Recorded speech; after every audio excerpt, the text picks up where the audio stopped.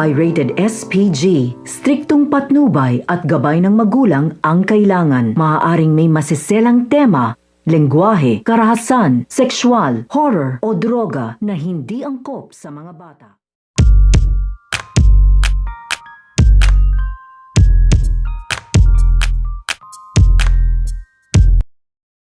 Ang pag-iimbestiga na gagawin nito nga si Eloy dahil ito nga si Eloy ay natukutuban na nga dito na meron ngang pagkakamali dito nga sa naging resulta ang kanilang pag-aapila dito nga sa korte upang tuluyan na nga ditong makalaya itong ang kanyang ama ay mag-iimbestiga nga dito ito nga si Eloy at sa kanyang pagsunod dito nga sa kausap ng kaabogado ng kanyang ama ay dadalhin nga siya dito nga sa bahay nito nga ni Hugo dahil ito nga ang abogadong ito ay kausap nga rin dito o kakilala nito nga ni Hugo at meron nga daw silang pag-uusapan kaya nagkita nga dito at nagpunta nga ito nga ang abogadong ito dito nga kay Hugo. Kaya nga ito nga si Eloy ay ikakagulat nila dito kung ano nga daw ba ang kaugnayan nito nga daw ni Ali dito nga daw kay Hugo dahil nakita nga dito nito nga ni Eloy na ito nga si Ali ay kasama nga dito nito nga ni Hugo na nakikipag-usap dito nga sa abogado na kanyang sinusundan. Kaya pala